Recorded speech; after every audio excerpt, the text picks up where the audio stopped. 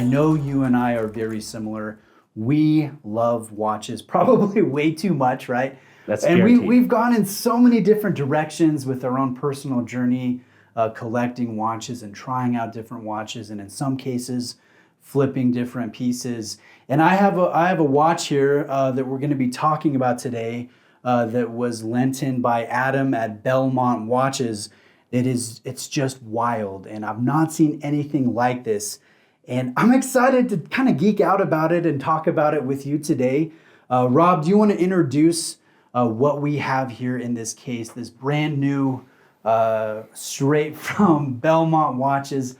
Tell me what we got here. Yeah, so here we have the Kollokium Projekt No1 Variant B. So as I understand, this is not a watch brand. This is 3 individuals that have come together to create a project, something unique, something that's certainly interesting, and I would say bespoke. Yes, totally.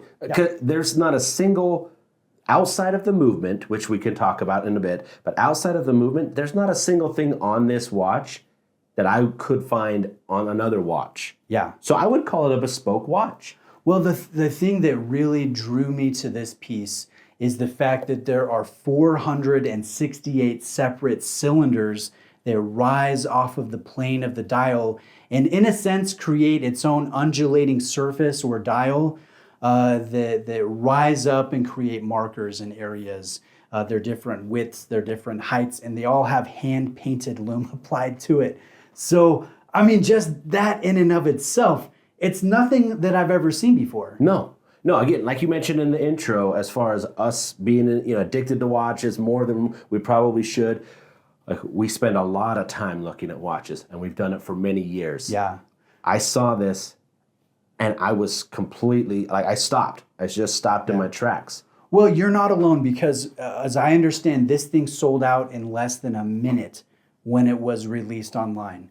Yeah. Or it might have been less than a minute, right? Yeah. I mean, it basically just evaporated as soon as it went out. Yeah. And there's only 199 of these in existence. Again, this is the variant B, so this is it looks all white, kind of, natural lighting, and then all blue under Lume. And then the Projekt 1 variant A was only available for friends and family. They did 99 of those as like a proof of concept. Gotcha. And that, again, was not offered to the public, and it has I never even heard about the A variant. Yeah, exactly. And so the A variant, from what I had heard, is like they went to watch time in New York and stuff like that, and they're wearing it around dinner, and next thing you know, people are trying to bite off their wrist and all this type of stuff.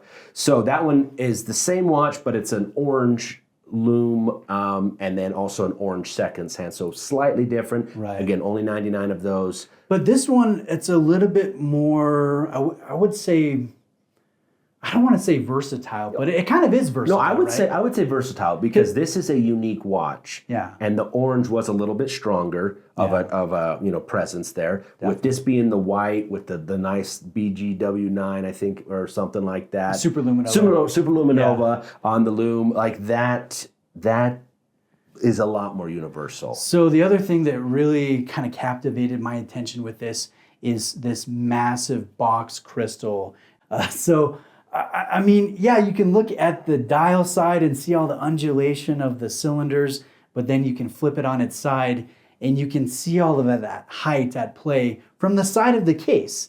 And again, it's little details like that I like to geek out over, that I get excited about. I get excited about the basic, Black Bay Burgundy, a recent pickup of mine, but I also get excited about watches like this that are what you would consider more wild card, bespoke, artful type of timepieces that can incite that emotion that we search for. Right, because watches evoke emotions. Yeah. Whether it's a 1680 red sub that you look at and you're just like, that is the most gorgeous vintage watch I've ever seen in my life. And you can freak out about how it's not been refinished. Yes. And, this, that, and the other. It's fun to do these things. Yes, they're meant to cause that emotion, and this watch does that. Yeah. Again, like you said, you've got so many angles and ways to appreciate this watch. And again, these guys are so confident in their design. You look at the box, you look at like the packaging, there's a sticker with the project name on it, and then it's like a suspension film so it doesn't move around. Yeah. But that's it. That's it. The strap that it comes on is kind of a bungee kind of a thing with like a little hook enclosure, not even a clasp, but like a little hook to stop it there from moving. Sure. Again, not something that anybody's gonna, write a review about saying how great the strap is. Yeah. But it's not meant about. It's not for the strap. It's about the case. It's about the dial. It's about the lume. Yeah. It's about the presence.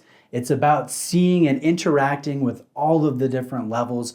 As I understand, they took an image of what they wanted their dial to look like.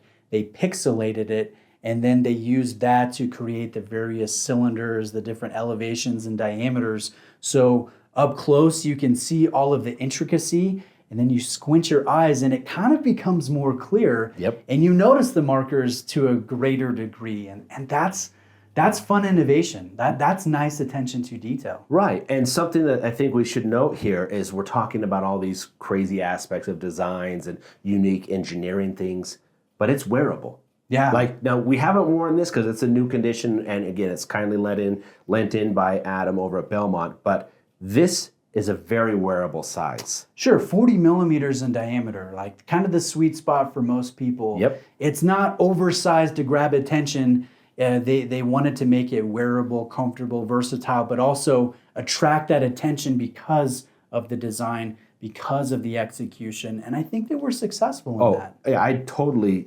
agree with you there. There is nothing about this watch that is, to me, not eye-catching. That doesn't want me, that isn't forcing me to look at it more. I want to look at this at certain angles and go like, wait, look at that. That's pretty cool. Yeah, and so, when someone looks over and you're like, wow, look at this. It's like the classic definition of a watch idiot savant. Like, right. That's the fun of it too. Right, to appreciate a watch's lugs and the chamfering or non-chamfering, stuff like that. You're addicted when you're worried about that stuff. Well, I would also say, maybe just in closing, that we're crazy watch guys. We love watches. We've loved watches for years. We have collections. I would say most people watching this video right now, they have a few different watches in rotation. So it's watches like this that might not have the craziest in-house movement or the most amazing engineered quick adjust bracelet. Like, it might be lacking in some areas, but where it lacks in those areas, it makes up for with the style, with the design, with the DNA, with how it makes you kind of get excited and whatnot. And so, again, the longer you're in the hobby, the more you kind of gravitate toward watches like this from time to time when you're searching for a new piece. Exactly. That change of pace. So when you've had the Black Bay on for a couple of days, and you want something a little bit different, a little bit more zesty, you get the Kollokium out of the box. Right. When you want to go to your local Red Bar or Watch Society meetup and wear a piece that nobody else is going to be wearing, right? And you'll have fun conversations, you wear something like this. Yes. And then you start that conversation. You start to geek out about the 468 individually applied tubes, blah blah blah, and someone will be like, "Hey, I was there in 2 minutes and I was already sold out." And you're like, "Haha, sucker, I was there in the first minute." Right. So again, Kollokium Project, cool piece, great piece, super intriguing. Try and find some pictures on Instagram. Check out Bruce's macro and his video because it is worthwhile. It's cool. And big thank you to Adam at Belmont Watches in San Diego for lending this in. He sells the traditional Black Bay Speedmasters, Hamiltons and stuff, but he also has the cool off the beaten path things like this. So shout out to Belmont. I appreciate that. Thanks, Adam. Oh, dude, we didn't even charge it and it looks so good. Right?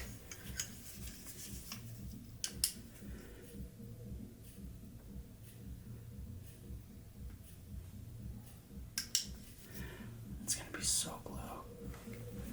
Dude, look how good that looks.